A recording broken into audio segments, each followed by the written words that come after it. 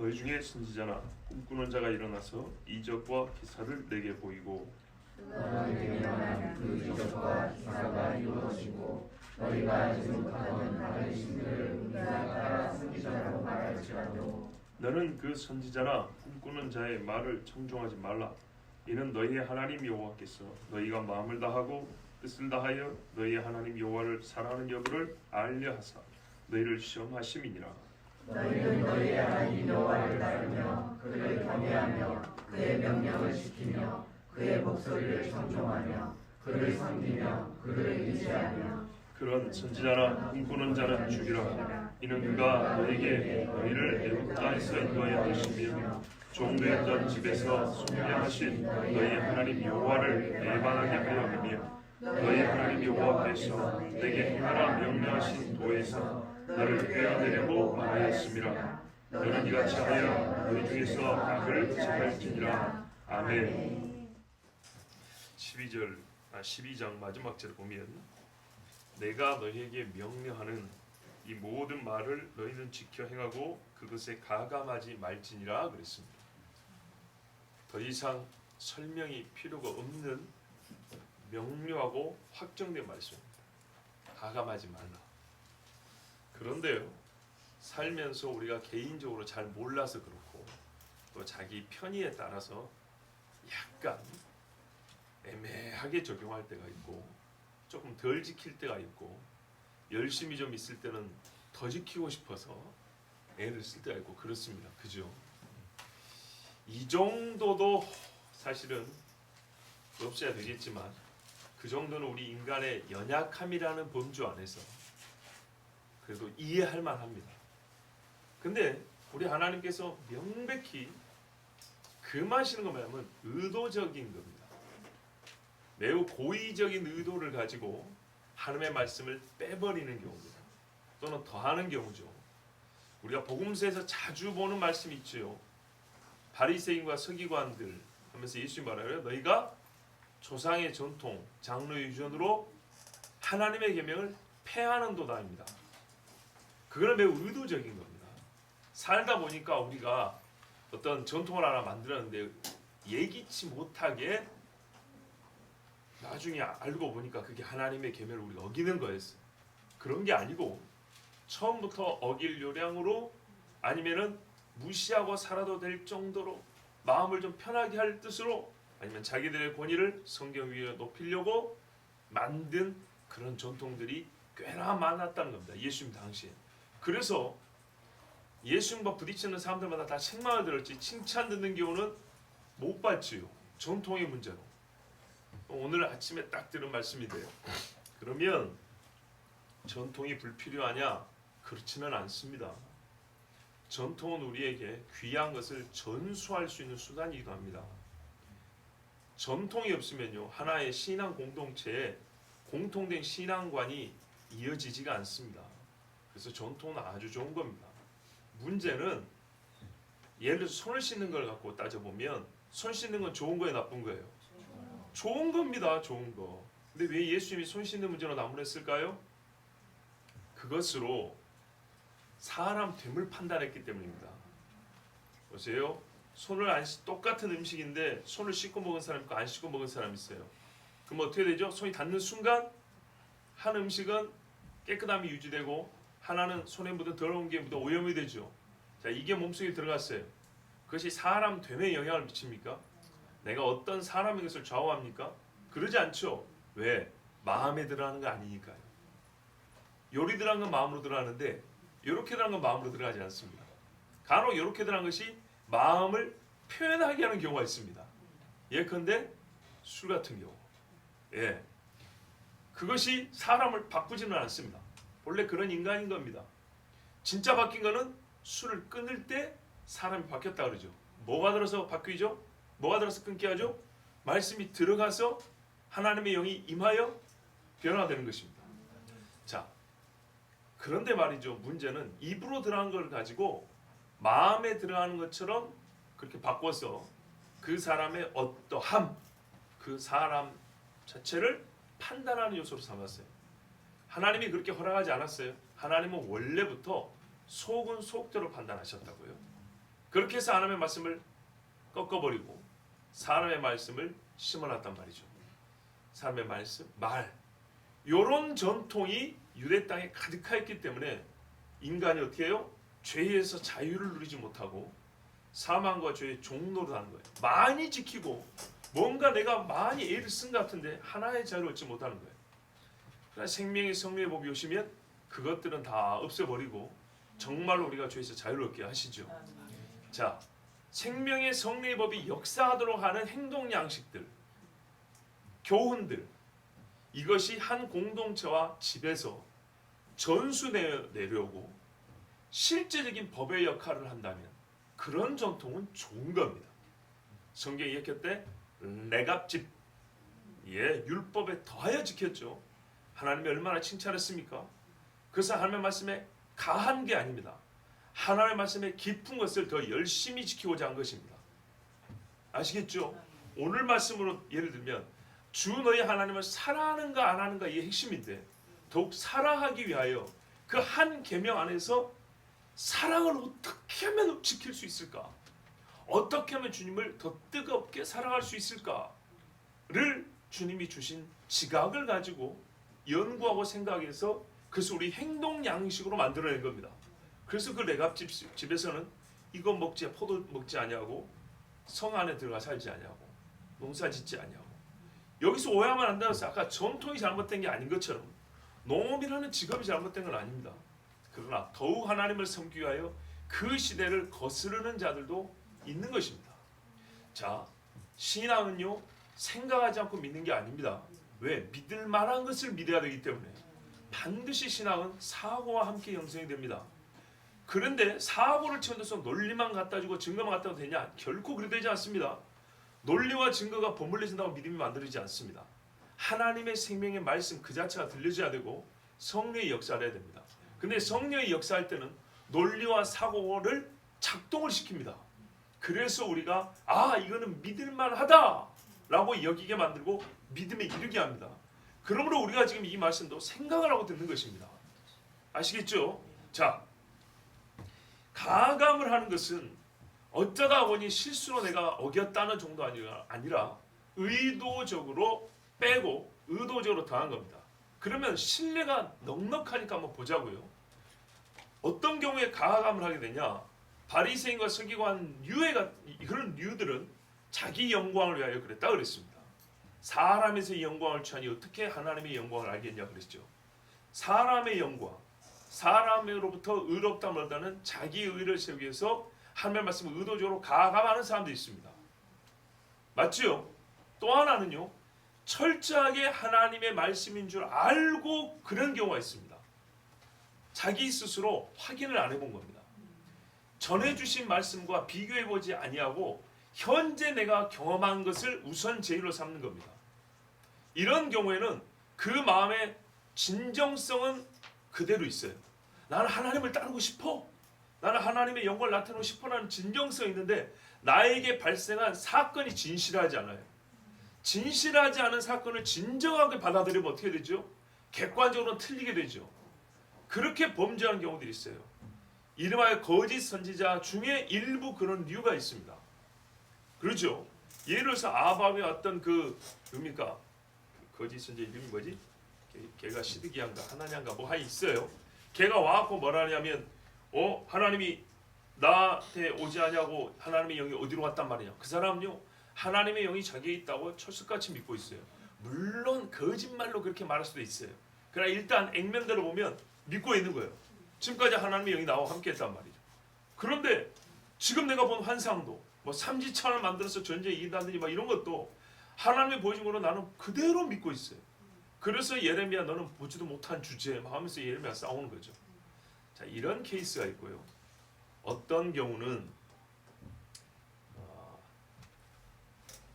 하나님을 섬기는 것처럼 보이지만 처음부터 마귀의 종이 있어요.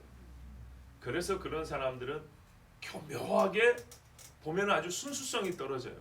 아까 시디기야 같은 경우는 그래도 좀 순수한 편이에요.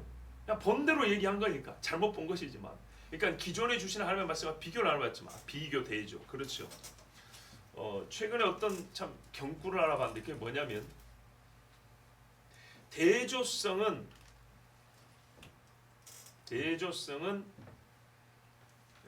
명료성의 어머니다 그랬던가 뭐 그런 말이 있어요.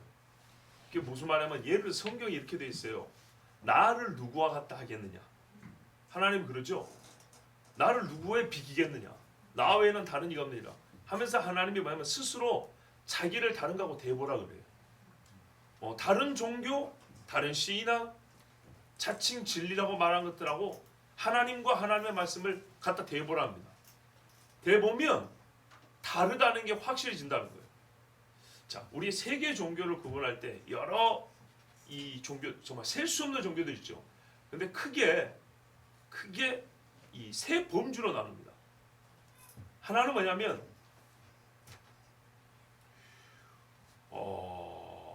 뭐랄까요?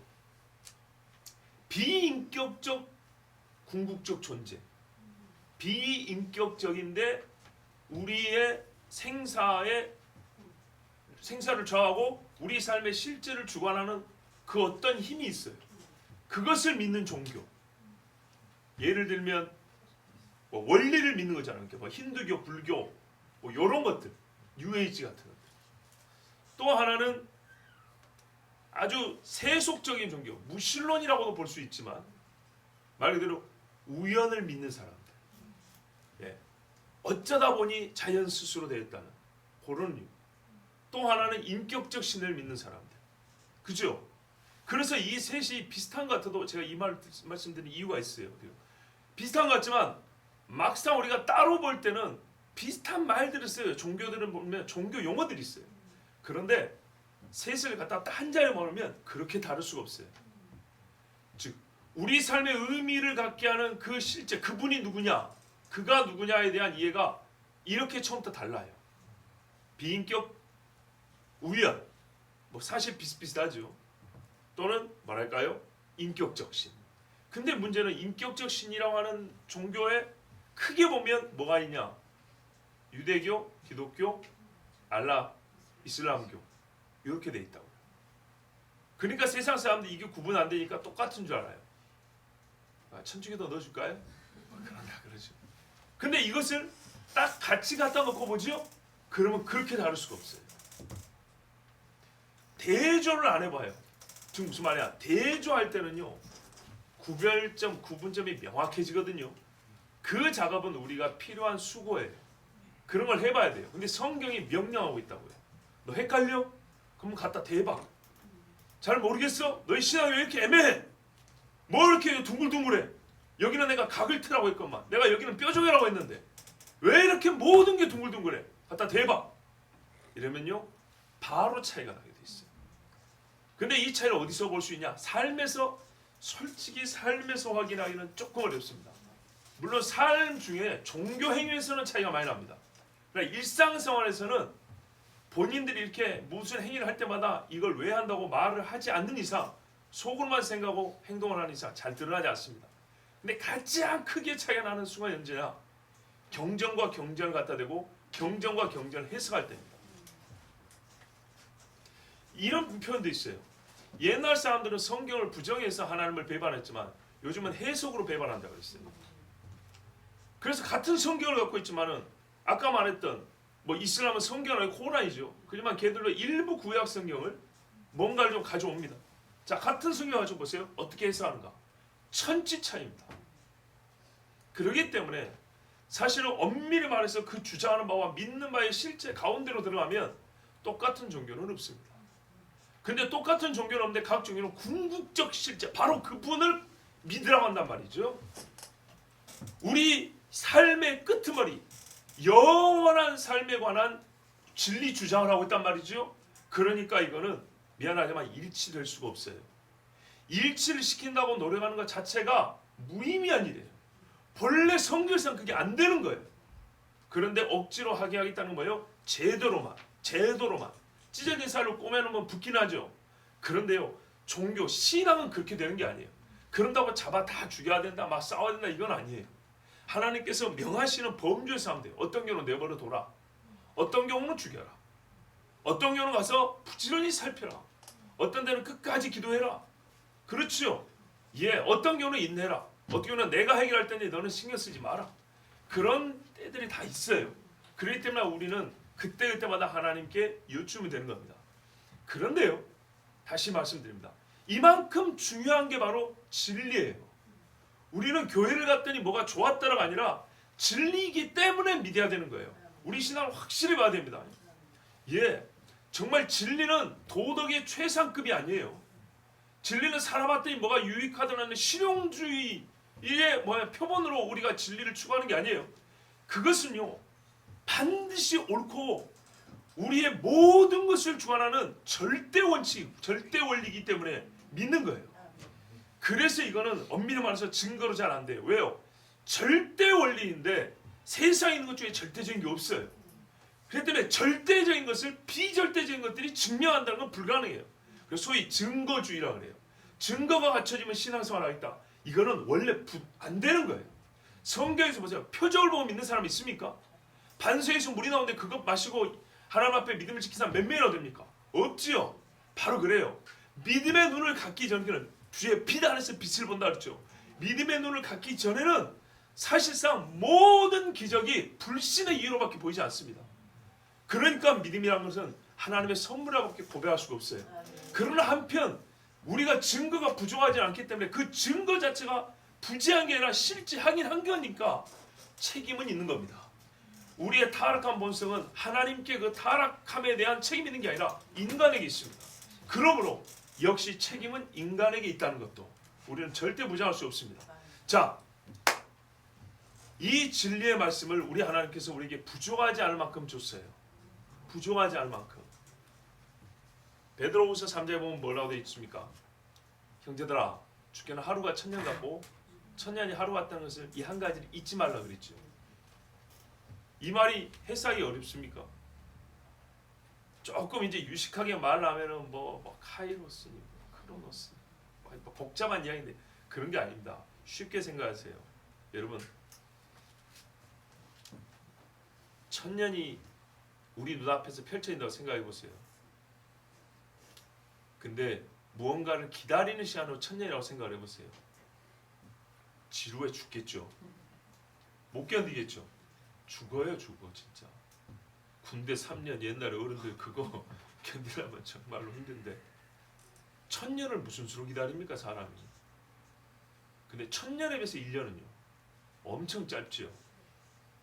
이게 바로 사람의 시간관념입니다. 예. 시간에 대한 인간이 갖고 된 정리된 생각이에요. 또 그거는 어떤 연속된 사건의 흐름에 대한 인간의 이 인식이죠. 느껴지는 거죠. 그 느껴지는 것을 가지고 우리가 정리한 하나의 명제, 시간이란 이런 거예요. 그리고 그것이 우리에게 미치는 영향을 보면 실제로 마음에 기쁠 때가 있고 슬플 때가 있고. 근데 사실은 이건 시간 그 자체로 보면 굉장히 지루하고 급하다, 너무 느리다 이렇게 보통 시간을 표현하죠. 하나님께 그런 게 없다는 거예요. 무슨 말이야? 1년이라고 해서 하나님께 급한 건 아니고 천년이라고 해서 하나님께는 전혀 지루하지 않다는 거예요. 겁나기 쉽죠. 1년이니 천년이니 이것은 인간에게는 너무 빠르고 너무 늦은 것 같지만 하나님께는 너무 늦고 너무 빠른 게 없다는 거예요. 무슨 말이냐? 하나님은 자기 정한 때 하세요. 그 정한 때가 오기까지 사람은 조바심이 나고 막 안달이 나고 또는 왜 이렇게 빨라고 막 걱정하고 그러죠. 하나님께는 그런 식의 시간관념이 없어요. 다만 하나님의 목적을 이루는 그 시간이 있는 것뿐이에요. 본래 시간 밖에 계신 분이 우리에게 시간을 만들어주셨기 때문에 시간과 무관하게 역사하지는 않아요. 우리에게 만들어주셨고 우리가 시간 안에 사니까. 그렇지만 시간 관념에 대해서는 우리하고는 완전히 달라요. 이게 무슨 말이냐? 우리 생각으로 하나님이 너무 일찍 오시는 거 아니야? 너무 늦게 오는 거 아니야? 그렇게 생각하지 말라는 거예요. 우리 하나님 뭐라 했어요? 다 회개하게 이른다 했어요. 문제는 이겁니다. 회개하게 이를 만큼 필요한 시간을 준다는 얘기입니다. 천년이든 2000년이든 만년이든 하나님 주신 시간은 회개하기에 충분한 시간이라는 얘기고, 그것은 단순히 기간만 연장해 준 게 아니라 그 기간 동안에 뭘 채워준다고요? 회개할 수 있는 요소들을 채워준다는 얘기입니다. 그렇게 받아들여야 됩니다. 하나님께는 지루하지도 않아요. 부족하거나 남는 게 아니에요. 멋지죠? 우리 하나님 이렇게 멋진 분이에요. 하나님 주신 말씀이다 그래요. 꼭 필요한 거예요. 정확하게. 그리고 실제 있는 일들이에요. 자 보세요. 말씀을 의도적으로 가감해요. 주님 오신다에 대해서도 의도적으로 가감해요. 종교들에 관하여서도 의도적으로 가감해요. 우리 신앙이 어떤 신앙이 바르냐에 대해서도 의도적으로 가감하고 그 신뢰는 아까 말했지만 거짓 선지자나 바리새인 같은 사람들 이런 식으로 일이 나타나요. 가감의 신뢰 그게 바로 13장입니다. 13장 1절부터 5절입니다. 지금 제가 12장 32절을 여러분에게 다시 말씀드린 겁니다. 가감하지 말라는데 가감이 일어나는 거예요.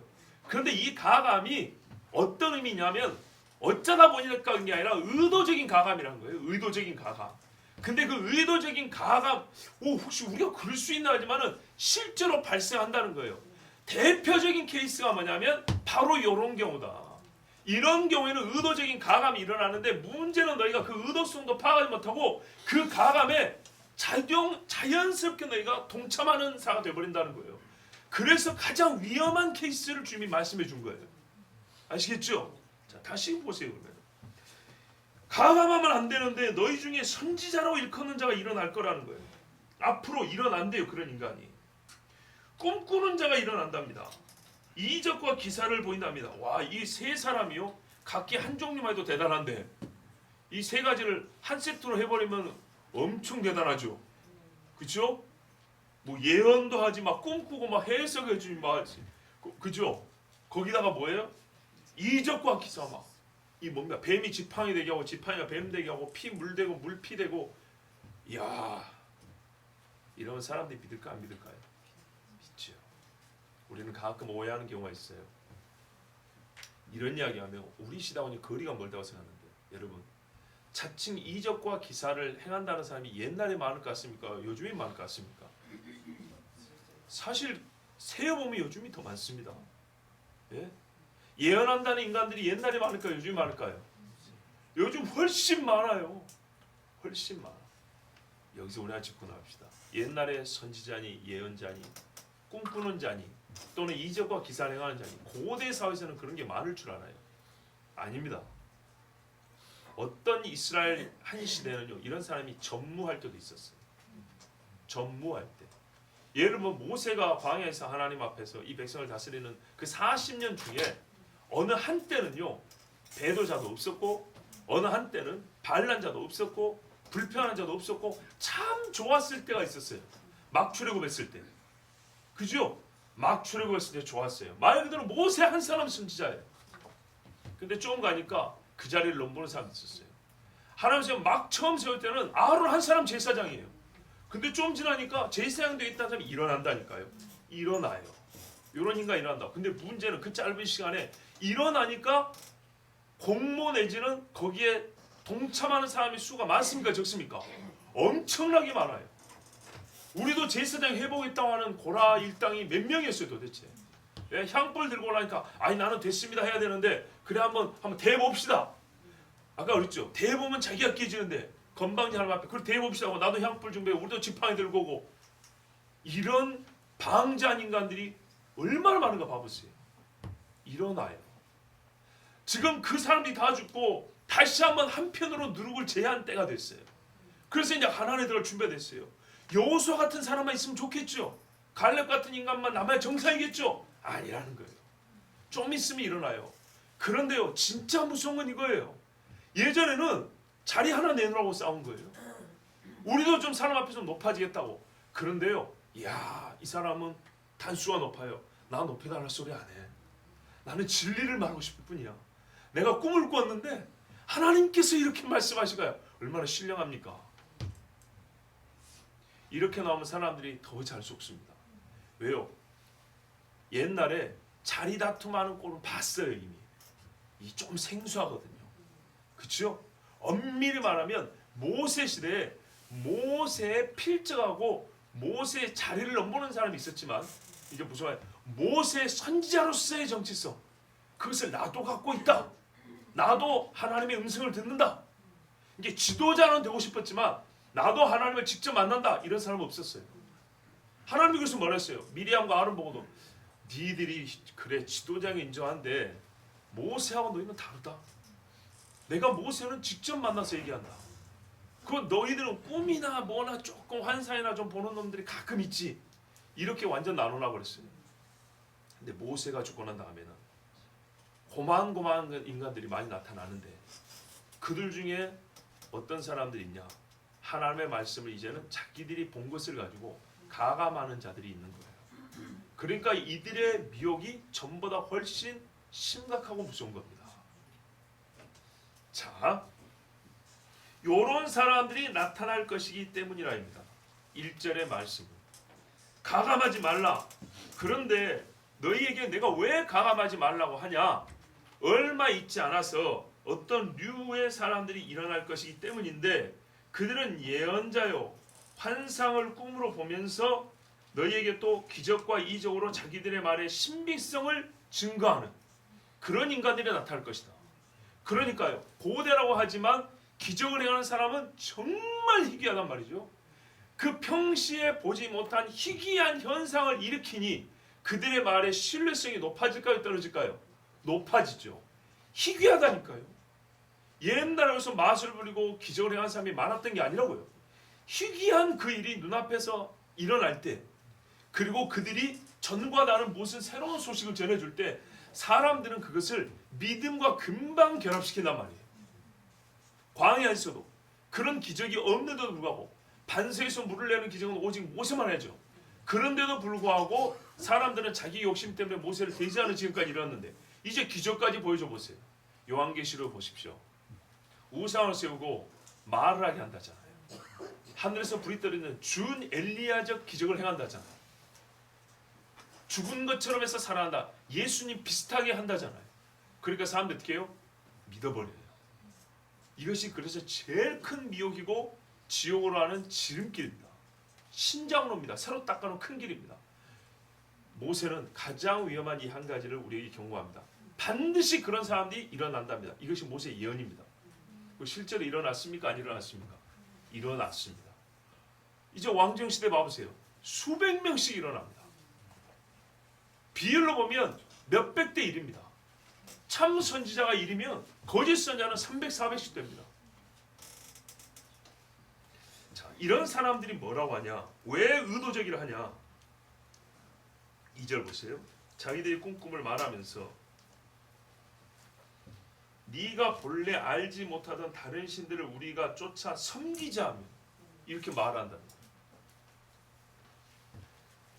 여기 뭐냐면 내가 본래 알지 못했으나 내가 보니까 이가 진짜 신이야라고 하는 겁니다. 그러니까 표현하자면 야 진짜 신이 있었는데 우리가 그동안에 모르고 하나님이 진짜 신인 줄 알고 쫓았네. 진짜 신이 있었어. 이렇게 말하는 거예요. 아니면 하나님도 신인데 더 위대한 신이 있었어. 근데 그걸 몰랐어. 근데 내가 어제 환상으로 봤어. 그리고 그가 뭐라는 줄 알아? 나보고 이걸 해보래. 그럼 된대. 그럼 그것이 자기가 진짜 신이라는 증거래. 하면서 몸 기적을 행하는 거예요. 그럼 어떻게 해요 사람들이? 따라간다는 얘기입니다. 이런 식으로 사람들에게 하나님 아닌 다른 것을 쫓게 한다는 겁니다. 그러나 우리 하나님은 뭐라 그랬습니까? 더하거나 빼지 말라 그랬으면서 오직 하나님 자기만을 섬기라고 10계명의 제1계명에서 말씀하셨죠. 그죠? 그렇다면 이 말을 들은 이스라엘은 어떻게 해야 되냐면 하나님의 말씀과 비교, 대조를 해봐야 됩니다. 딱 갖다 놓고. 그런데요, 사람들이 보통 이 일을 안 합니다. 그래서 제가 요즘식으로 표현하면 생각하지 않고 믿는 게 그렇게 큰 문제라는 거예요. 하나님의 말씀을 믿을 만한 이 말씀을 생각하지 않고 그냥 그 사람들의 말만 들어버리면 그대로 우리 마음은 쉽게 열려버립니다. 그래서 이런 일들이 이루어질지라도 굉장히 희귀하고 신빙성 높은 증거를 된다 할지라도 안 된다입니다. 왜요? 하나님의 말씀 기준이 먼저 주어졌기 때문입니다. 그리고 뒤에 가면 나오지만 엄밀히 말해서 이 기적이라는 것들은 사람을 구원에 이르게 하는 기적들이 아닙니다. 하나님께서 그래서 나를 한번 비교해보라 할 때 대표적으로 말씀하시는 사건이 하나 있습니다. 항상 사건, 이 사건을 갖다 댑니다. 그게 뭡니까? 우리 교회 성도님들 성경을 잘 알고 많이 보신다고 소문이 조금씩 나오고 있는데 출애굽이죠. 출애굽. 창조는 아쉽게도 못 봤습니다. 그러나 우리가 증거가 충분하고 믿습니다. 근데 출애굽은 이때 당대의 역사입니다. 출애굽. 여러분 처음에 출애굽, 출바벨, 그리고 지금의 알리야 같이 전 세계 만방에서 이스라엘로 모여들죠. 그렇죠? 이거는 어떤 사람도 어떤 신이라 불리는 것도 할 수 없는 겁니다. 한 개인에게 무슨 유익을 주는 게 아닙니다. 한 사람이나 집단에 몇 날 며칠 후를 얘기하는 게 아닙니다. 특히 올해 같은 경우에 시절이 수상하다 보니까 어지럽다 보니까 점쟁이를 비롯하여 자칭 예언자들과 아니면은 미래를 예측한다는 학자들과 시대를 읽는다는 평론가들이 수많은 이야기들을 했어요. 예, 얼마 후에 무슨 일이 있을 것이다. 지금 무슨 일이 벌어지고 있다. 어쩔 것이다. 저쩔 것이다. 그럴 것이다. 혹은 말 것이다. 그런데요, 죄송하지만 여러분 그거 한번 체크해 보셨어요? 그 말이 얼마나 그대로 이루어지는데 그 시기와 정도와 내용이 결과가 얼마나 일치하는지 한번 확인해 보셨어요? 사실 거의 안 맞습니다.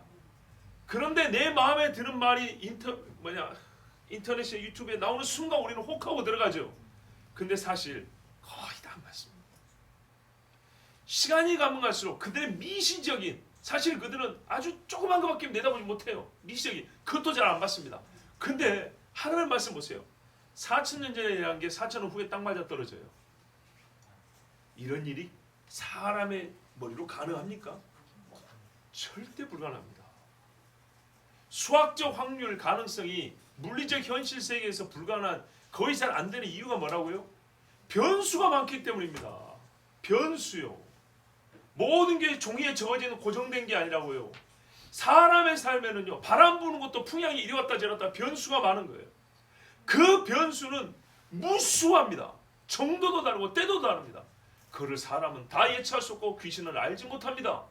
오직 하나님만이 아십니다. 또한 하나님이 그것을 바꾸십니다. 그래서 수천 년이 지났는데 정확하게 이루어지는 겁니다. 그래서 비교해보라는 겁니다. 비교해봐. 내가 너희를 구원한 사건의 비길 사건이 어딘가 비교해. 어떤 기적이 이렇게 실제로 유익한 거, 구원을 줄 수 있는 거. 두 번째, 예언. 비교해봐. 내가 마지막 일을 처음부터 하였나니. 예, 하나님께 있으세요. 나는 이사야 보면 나죠. 나는 처음부터 끝의 일을 예언한 자라고. 우리 하나님은 그런 분이에요. 누가 하나님의 예언에 비할 것이 있겠습니까? 그건 무슨 말이냐? 처음부터 끝을 예언하셨고 그 처음에서부터 끝까지 하나하나 이루어지고 있는 주이니까. 지금 무슨 말이냐? 하나님의 말씀이 이루어지지 않는 현재 진행형이 아닌 순간은 없어요. 그러므로 어느 시대든지 자칭 예언자들은 현재 진행형인 예언의 성취, 하나님의 예언의 성취하고 갖다 대보면 알아요. 뭔 말인지 아시겠죠? 하나님의 예언의 성취가 BC 몇 년부터 몇 년까지 있고 몇 년부터 몇 년까지 없고 몇 년부터 몇 년까지 있고 그 다음부터 한 몇십 년 없고 이런 식이 아니라고요. 하나님의 말씀 가만 보면 처음부터 끝까지 계속 진행형이에요. 계속 증거가 누적되고 있어요. 그런데 어느 한순간 기발한 아이디어를 가지고 현란한 말솜씨를 가지고 놀라운 능력을 행하는 사람이 하나 나타났고 반짝하면서 사람들의 눈을 끈다고요. 그러면서 증거 맞지? 따라와 이런다고요. 그때도 우리는 어떻게 해요? 반짝은 아니지만 오히려 큰 광명을 항상 비추고 있는, 그때부터 이후까지 계속 비추고 있는 하나님의 더 큰 빛을 그를 비교해봐야 된다고요. 갖다 대어봐야 된다고요. 근데 그 일을 보통 안 해요. 뭐가 좋다 하면 순식간에서 막 사먹는 것처럼 우리 그렇게 산다고. 진리의 말씀을 그렇게 취급한다고요. 그때그때 나오는 세상 사람들의 소위 전문가들의 말에 갖다 대해서 하나님의 말씀이 얼마나 탁월하고 정말 참 진리인가를 생각해보지 아니하고 말씀도 여기저기 뽑아먹는 재미가 있는 것처럼 세상 말도 여기저기 그때그때 들린 거 뽑아들어. 그러니까요, 이런 수준에서 말씀을 보니까 이런 일이 있을 때 정말 우리 인생을 좌우할 만한 큰 일임에도 불구하고 하나님의 말씀을 가감하는 큰 일임에도 불구하고 말씀을 가감하는데 말씀을 대보지 않고 그냥 그들의 현상만 듣고 그들이 행하는 표정만 보고 따라가 버린다고요. 모세가 예언했습니다. 이런 일이 있다고. 그리고 이것 때문에 사람들이 얼마나 많이 죽었는가 보십시오. 엘리야 시대에 이스라엘에 여호와께 경배하고 바알에게 입맞추지 않은 자는 7천 명입니다. 7천 명. 자칭 하나님을 섬긴다는 사람은 얼마나 많습니까? 7천 명이 많습니까? 아니라 했죠. 예, 동마다 리마다 하나. 대기업 안에 들어가면 예수 믿는 사람 찾아보기 어렵답니다. 근데 주일날 보면 그 중에 수백 명이 교회 가거든요. 회사 안에서는 찾아보기 어렵습니다. 왜? 여러 곳 사니까요. 그러면 아합 시대, 이세벨 시대 7천 명이 입을 열고 살겠습니까? 숨어 사는 사람, 숨지고 사는 사람, 그러면 생활 중에 하나님을 믿는 사람은 실제로 못 본다는 얘기입니다. 하나님이 없는 땅.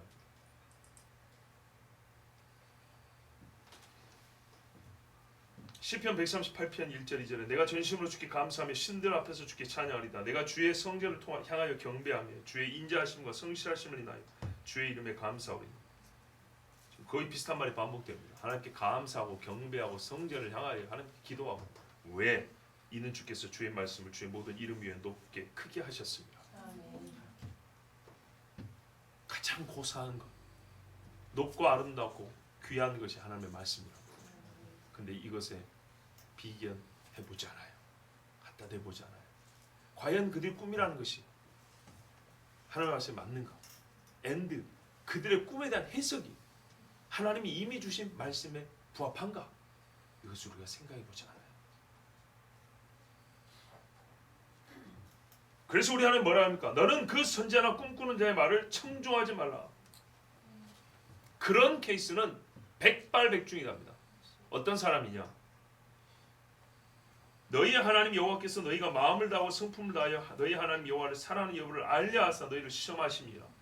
이런 경우는 하나님이 네 마음을 시험하려고 한 것이니까 절대로 따라하지 말아요. 너 앞에만 잘라먹으면 안 돼요. 아, 꿈꾸면서 환상 보면서 이적과 기사를 행하는 사람 따라하면 안 된다. 아니라니까. 그게 아니고 그러면서 하는 말이 우리가 알지 못했던 신을 찾았는데, 아테네 철학자도 아니고, 예? 걔들은 못 찾았다 그랬잖아요. 근데 이 사람들은 찾았답니다. 찾았는데 그 신을 섬기자고. 요런 사람들입니다. 꿈꾼다 하면서 가만 들어보니까 교회 갈 필요 없고, 성경 이제 덮어놓고 가자고. 저 북국성님이 계시는데 그분을 따라가자고. 칠성님 계시는데 그분 따라가자고. 요런 사람들은 100% 아무리 하나님 어쩌고저쩌고 해도 아니라는 얘기입니다. 자, 여지가 있습니까? 여백이 있냐고요? 다른 가능성 없습니다. 하나님이 그냥 말씀했어요. 왜? 그 말의 말 끝을 보세요. 다른 신을 쫓아한다잖아요. 앞에 아무리 멋진 게 있어도 아니에요. 종교 간의 대화니 뭐니 별소리를 다 해도 아니라고요. 이런 사람들은 절대로 그 말을 듣지 말고, 너는 네가 지금 네 혼과 네 마음이 과연 하나님께 붙어 있는지를 확인할 수 있는 시간으로 삼아라고 우리 하나님께서 말씀하십니다.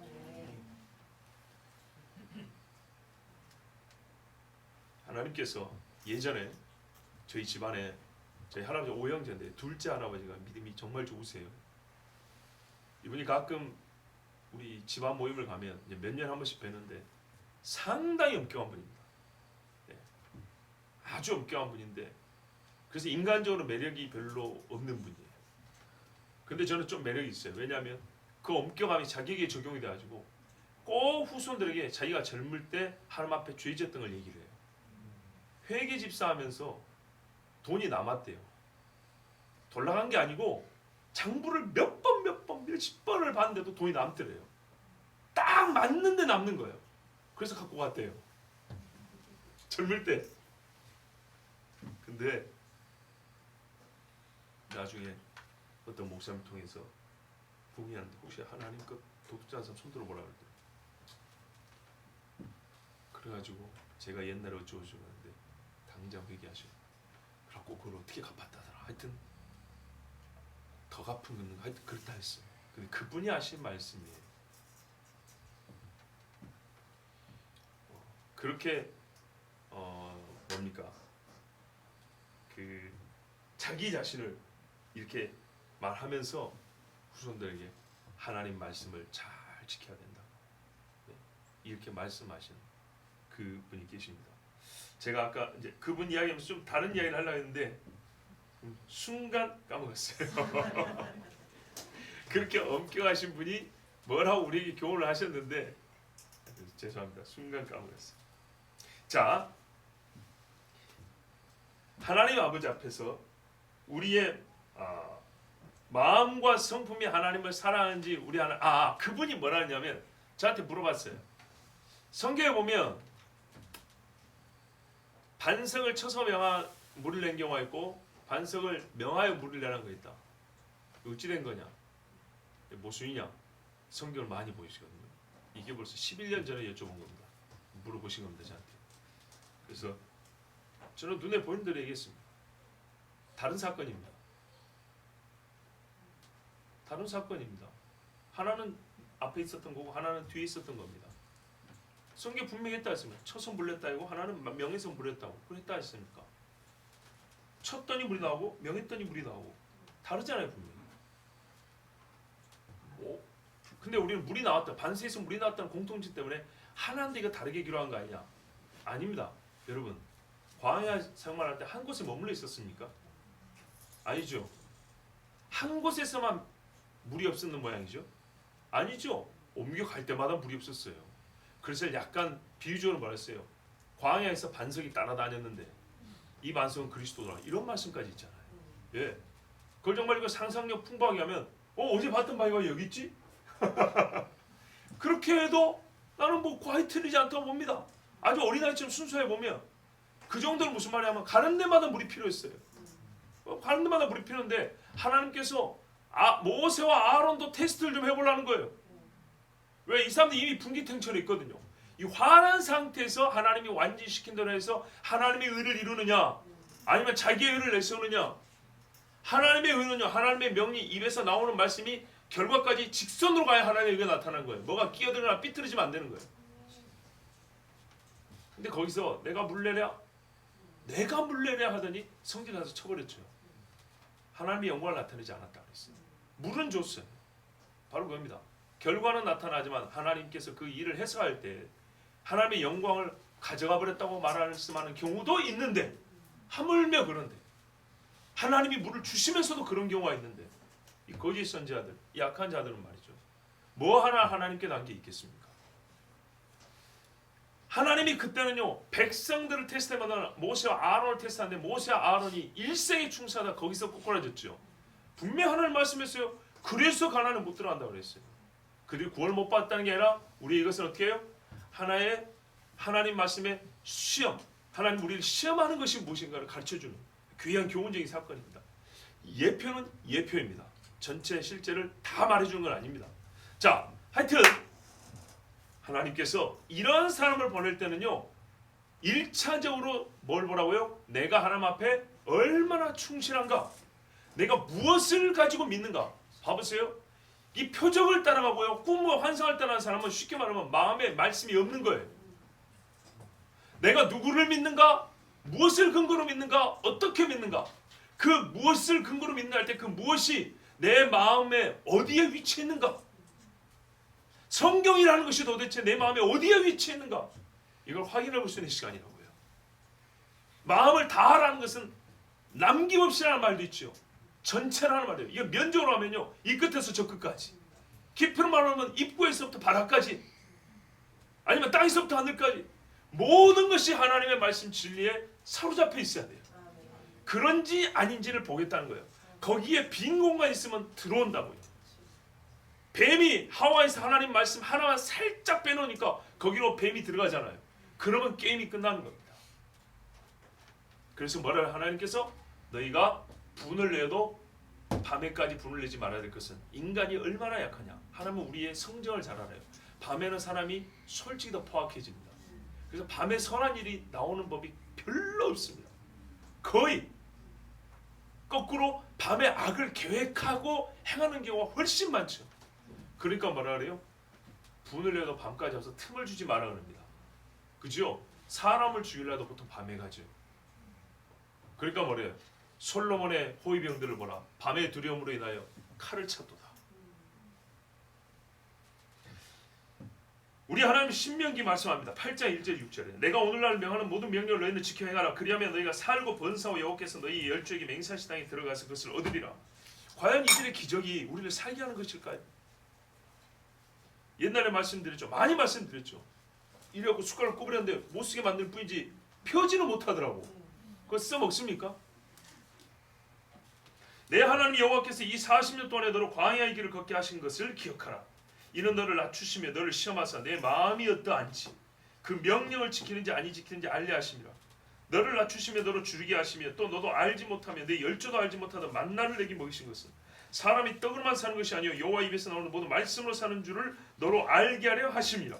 이 40년 동안에 내 의복에 헤어지지 아니하였고 내 발이 부르지 아니하였느니라. 너는 사람이 그 아들을 징계함 같이 내 하나님 아버지 여호와께서 너를 징계하신 줄 마음에 생각하고 내 하나님 여호와의 명령을 지켜 그 도를 행하며 그를 경외할지니라. 아멘. 이걸 빨리 읽었지만 가만히 생각하면 얼마나 가슴이 뜨거운지 몰라요. 사람이 그 아들을 징계함 같이 내 하나님 여호와께서 너를 징계하신 줄 마음에 생각하고. 빵 모여서 진짜 눈물 젖은 빵인 거예요. 예? 만나를 모여서도 하나님께서 우리를 징계하고 아버지처럼 그렇게 사랑하고 징계한 줄 알고 얼마나 가슴이 뜨거워집니까?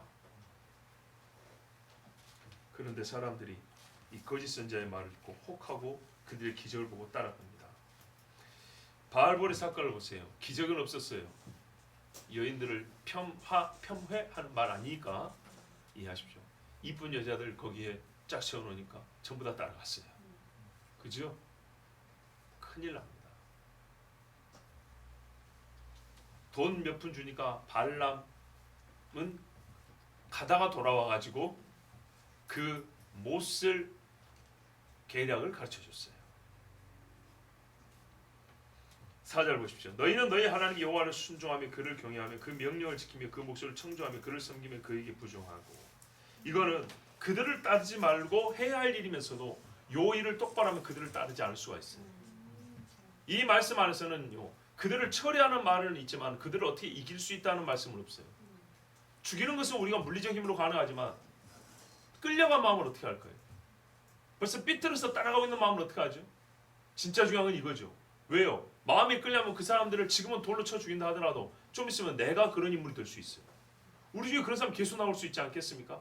사실은 그래서 이 말씀은 우리가 그렇게 하지 말고 이래야 된다 하면서도 그것들을 실제적으로 이룰 수 있는 영적 힘이 여기에 담겨 있습니다. 어떻게 하라고요? 너희는 하나님을 순종하며 항상 하나님을 따라가라는 얘기입니다. 경외하며 두려워하며. 제발 좀 두려워하세요. 제발 좀 두려워하세요. 저 오늘 예배 올라오기 전에 사실은 큰 일이 좀 있었어요. 제가 씻을 때마다 면봉을 이렇게 합니다. 의사가 너무 깨끗하게 한대요. 그래서 이렇게 뻘겋게 돼가지고 막 지나치게 깨끗하게 한다고 뭐라 그랬어요. 근데 물이 좀 들어가니까 이게 막 간질간질하잖아요. 그거 못 참아요. 그것도 사람 이 구멍으로 못 든 것들 들어간다 하니까 그게 못 따라 자꾸 면봉하는데 면봉이 빠져버린 거예요. 그 앞에 솜이. 그리고 나는 조금인 줄 알았어요. 조금인 줄 알았는데 애들이 이제 달라붙어 가는데 우리 큰아들이 한 20분 동안 막 하고 끄집어냈어요. 얼마나 크냐면 수박씩 2개만 해요. 그게 막혀 있었어요. 근데 그 막히는 있는 그 한 30분 동안에 별이가 좀 하다가 그 다음에 정하고 했는데 그 한 30분 동안에 하나님 제가 오늘 하루 종일 하나님 앞에 불성실했습니다. 오늘 노예 갔는데 제 기억으로 가장 불성실한 노예 참석이었어요. 네. 제 개인적으로 너무 이게 참 우리 하나님 앞에 좀 더 신실해야 되는데 이런 불만이 있죠. 그 불만이 나의 불성실함으로 나타나다. 그래가지고 있으면서도 오면서도 계속 하나님 죄송합니다. 이렇게 불성실한 노예 참석하면 안 되는데. 그리고 와가지고도 예배 준비하는데 하루 종일 하나님 앞에 뭔가 하루 종일 불성실한 느낌이었어요. 근데 이게 딱 걸린 거예요. 그렇구나. 거기다가 오늘 새벽에 말씀에 말이죠. 마가복음 7장 16절을 번역자들이 빼버렸어요. 15절을 두 개로 쪼개고 15절 반, 16절 이렇게 나왔어요. 근데 16절에 원래 뭐가 있었냐면 누구든지 들을 끼는 자는 들으라가 16절에 원래. 근데 이거를 빼버리고 15절을 반으로 쪼개고 밑으로 늘여놨다고. 그 말씀이 딱 떠오른 거예요. 내가 들을 끼가 설교를 해놓고도 내 자신이 이 모양이구나. 농담 아닙니다, 여러분. 예배 직전이에요, 예배 직전. 마음이 얼마나 타는데요. 병원에 가야 되냐, 어찌해야 되냐. 귀가 아파요. 수박씨 2개 많은 게 들어있으니까 들리지도 않고 아프고. 그래가지고 하나님 앞에. 그런데요, 중요한 건 뭐냐. 애들 보고 와서 이거 좀 해보라고 하면서 빨대로 빨았다가 물에 적셨다가 돌렸다가 이게 뾰족한 걸로 끓이다 별걸 다 해봤어요. 근데요, 그러는 와중에 생각이 났어요. 내가 왜 기도를 안 하고 있을까? 내가 며칠 전에도 설교했다. 매사에 기도하라고. 그리고 나 사실 매사에 기도 잘하는 편인데 우리가 이렇게 말해요. 진짜 뭔가 뾰족한 사건이 일어날 때는요, 기도할 경황을 잃어버려요. 그래서 기도를 안 하고 있더라고요. 예배는 가까워 왔는데. 그래서 하나님 앞에 하루 종일 불성실한 게 여기서도 나타납니다. 여러분, 저는 진짜 훌륭한 신앙이 아닙니다. 그러나 적어도 이것만큼은 바울의 말을 좀 쓰고 싶어요. 나를 본받으십시오. 잃어버린 기도를 찾았다는 이걸 본받으시는 거예요. 내가 왜 기도를 안 하고 있을까? 하나님 이거 좀 빼주세요. 나 이래갖고 설교 못합니다. 안 그래도 하루 종일 불성실하다는 마음에 내가 무거워서 오늘 어떻게 설교하나 이러고 있는데 여기다가 너희 새끼 봐라, 너 들을 게 없는 놈 하면서 확 여기다 집어넣어가지고 아파요. 신경도 엄청 쓰이고 들리지도 않고 이러고 있으면 정말 저 하나님 앞에서 벌을 받는 건 받는 거지만 오늘 사역이 어렵습니다. 하나님 이거 좀 빼주세요. 네, 복잡한 이거 좀 빼주세요. 근데 30분 그러다가 비전문가인 어린아이의 손을 통해서 하나님이 빼주셨습니다. 그리고 감사하고 제가 그래서 깨달았잖아요. 그래서 아들에게 그 자리에서 축복을 했습니다. 너에게 들을 귀가 있을 줄. 그리고 용돈 좀 주고 했는데 여러분, 이게 이제 우리가 삶입니다. 우리 생활. 우리 생활에서 믿는 사람들이 모든 사람이 겪는 어려움들 크고 작고 다 겪습니다. 우리에게는 근다고 해결할 능력도 없어요. 남들이 좀 똑같은 거 써요. 뭐 뾰족 갖다가 끄죠. 똑같은 방법을 써요. 차이가 있다면요, 아우 재수 좋게 해결했다는 게 아니고요, 하나님 도와주세요. 하나님, 그런 그 순간에 뭘 깨달아요? 아, 내가 하나님 앞에 오늘 하루 종일 불성실하게 했다는데 진짜구나. 나 이렇게 이 정도는 하나님 앞에 잘 불성실했구나. 그러면 어떻게 하나님 잘못했습니다 말이 나오죠. 여러분, 이 한마디를 하면 영원히 하나님 앞에 이 한마디를 한 사람이 되는 거고, 이 한마디를 못하면 이 한마디 못한 걸 영원히 갖고 가는 겁니다. 이게 절대 작은 게 아닙니다. 하나님께서는 이 작은 종에게 성실함은 아직 크지 않지만 하나님 앞에 적어도 거짓말은 못합니다. 하나님 만만하게 보지는 않습니다. 절대로. 두려웠어요. 두려워요. 여러분, 하나님을 두려우면요, 이딴 소리 안 듣게 돼 있습니다. 너희는 그분의 계명을 준수할 것이며 그분의 목소리에 순종할 것이고 하나님을 섬겨라. 그리고 부종하고 이렇게 돼 있죠. 우리 번역에 한자 표현으로 의지하며 이렇게 돼 있죠. 의지. 그것은요, 완전히 딱 묶여 있어야 하는 얘기입니다. 틈을 주지 말라고요. 부부간에 이렇게 꽉 묶여 있어야 되는 것처럼 절대로 이 거짓 선지자들이, 약한 사람들이 와가지고 틈을 잡지 못하게 하라는 겁니다. 여러분, 특히 여기서 보면 계명, 명령, 목소리, 사실 이것들은 전부 다 율법을 1차적으로 말합니다. 그렇죠? 그 중에 율법 중에 대표적인 게 뭡니까? 10계명입니다. 오늘 어제도 보니까 정말 계획한 건 아니면 어떻게 잘 맞아떨어지는지. 사람의 마음에서 나온 것들이 악한 것이래요. 악한 것. 다른 정의를 내리지 말아요. 악한 거래요. 음란과 간음과 살인과 방탕과. 그런데 말이죠, 그 중에 5가지가 10계명 어기는 거예요. 자, 우리가 10계명을 율법의 핵심이라고 합니다. 하나님의 모든 규범과 명령의 핵심이라고 그러죠. 그죠? 그럼 우리 한번 10계명을 생각해 보자고요. 10계명은 핵심입니다. 핵심이란 말은 가장 중요하다는 말이면서 동시에 많은 것들이 그 안에 내포되어 있다는 뜻이기도 합니다. 우리가 어떤 약들은 물에 넣으면 이렇게 확 퍼지는 것들이 있죠. 그죠? 어떤 소음들도 이렇게 확 퍼지죠. 그런 것처럼 말이죠. 십계명 그래서 해석하고 적용할 때 최대한의 외연 확대와 확장이 허락되는 겁니다. 핵심이기 때문에 얘는 현실에서 빵 터뜨리면 이렇게 퍼져나가는 거라고요. 그 뭡니까? 소화병들 있죠. 그 불난데 던지는 병들이 있어요. 요만한 병인데 이거를 불난데 팍 던지면은 그 소화 액체들이 이렇게 팍 퍼져나간 만큼 불이 진압이 되죠. 바로 그건 거예요. 십계명은요, 현실에서 터지면 폭발력이 엄청 나고요, 넓어요. 우리가 그걸 알아야 돼요. 예를 들어볼까요? 살인하지 말라. 무슨 어떻게 적용을 하죠? 칼 들고 사람 찌르지 마라. 살해 도구를 놓고 사람을 직접 살해 의도를 가지고 해치려는 행동을 하지 마라. 이것만인가요? 아니죠. 예수님이 직접 이 법을 주신 분이 직접 뭐라고 해석했어요? 미워하는 자마다 살인하는 자라고 그랬어요. 맞습니까? 예수님 스스로가 그렇게 해요? 이 말씀의 최대치로 확장해서 해석을 하고 우리에게 적용하라고 그랬어요. 뭐라고요? 미워하지 마라고. 또 하나 뭐였어요? 간음하지 말라. 간음하지 말라는 말 그대로 불법으로 그 강간죄를 범하지 않으면 된다는 얘기입니까? 그거 아니죠. 간음하지 말라를 예수님이 최대한으로, 인간은 그렇게 하고 싶지 않아요. 근데 우리 하나님이 최대한으로 그 본래 의미, 원래 본래 의미인데 이 최대치까지가 본래 의미예요. 뭐라고요? 음욕을 품고 여자를 보는 자마다 이미 간음하였느니라. 그 사람 회개할 때 어떻게 해야 돼요? 하나님, 제가 간음죄를 저질렀습니다. 이렇게 회개하는 거예요. 맞지요?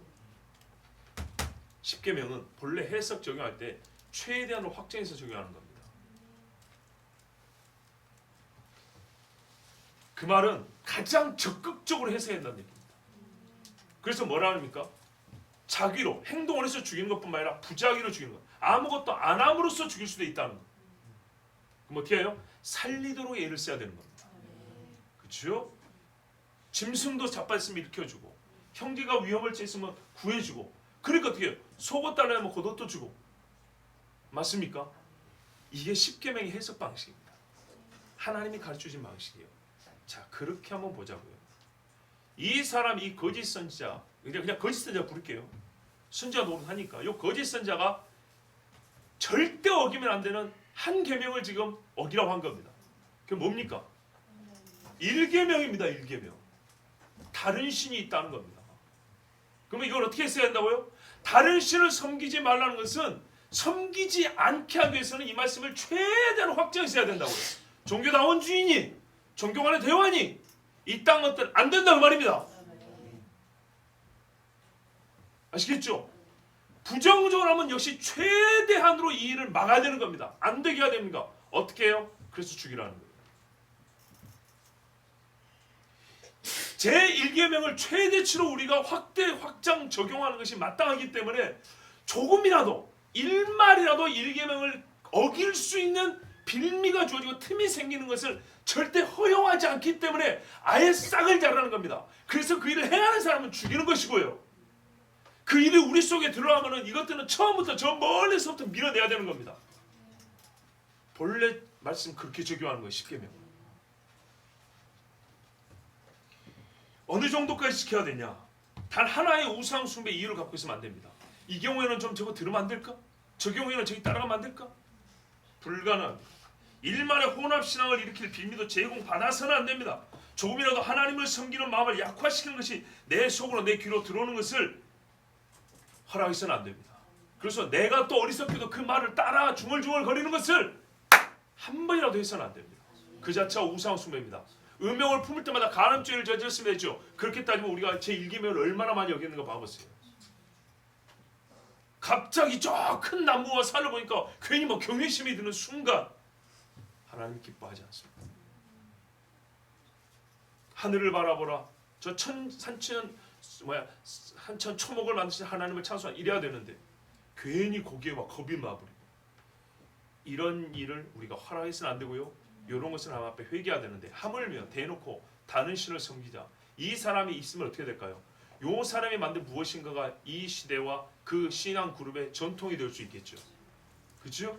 그렇게 되면 다 망하는 겁니다. 그러므로 선지자나 꿈꾸는 자는 죽여야 합니다. 왜? 속량하신 주를 결국에는 부인하게 되기 때문입니다. 속량. 이들은 아무리 대단한 말을 하고 기적을 한다도 속량과는 무관합니다. 속량하신 주를 부인하게 하는 일체의 말이나 행위는 절대로 용납하지 마십시오. 하나님 말씀입니다. 5절 그 선지자나 꿈꾸는 자는 죽이라. 이는 그가 너희를 애굽 땅에서 인도하여 내시며 종되었던 집에서 속량하여 취하신 너희 하나님 여호와를 배반케 하려 함이 의도입니다. 여러분 우리가 국가와 국가 사이에서도 배도자는 죽입니다. 반란자는요. 특히 전시하는 즉결 처분입니다. 그런데 여러분 우리의 영혼을 잡아먹는 사람들, 우리 신앙을 없애버리는 이 사람들을 그대로 둔다. 그러면 여러분이 판결 내리세요. 징역 몇 년 때릴까요? 우리는 정확한 기준을 우리 스스로 갖고 있지 못합니다. 그리고 그가 어긴 죄의 형량, 죄의 경중을 우리 스스로 재지 못합니다. 여러분 여호와를 섬기지 말고 다른 신을 섬기지 않은 죄가 얼마나 무겁다고 생각하십니까? 이게 100kg짜리로 생각하세요? 이게 10톤, 10,000톤짜리로 생각하세요? 한 생명이 천하보다도 귀하다고 그랬어요. 그러면요 이 사람들이 지은 죄는 측량 불가한 거예요. 측정 불가한 걸 무거운 겁니다. 감히 우리가 그 죄의 크기를 가늠하지도 못한 주제에 죄에 대한 판단을 내려요? 아니요. 크기와 죄의 정죄의 판단을 하나님이 하시는 겁니다. 하나님 말씀 따르세요. 너희 하나님 여호와께서 내게 행하라 명하신 도에서 너를 꿰어내려고 말하였습니다. 꿰어냈대요. 너는 이같이 하여 너희 중에서 악을 제할지니라. 예, 악을 제하라는 것이 하나님의 말씀입니다.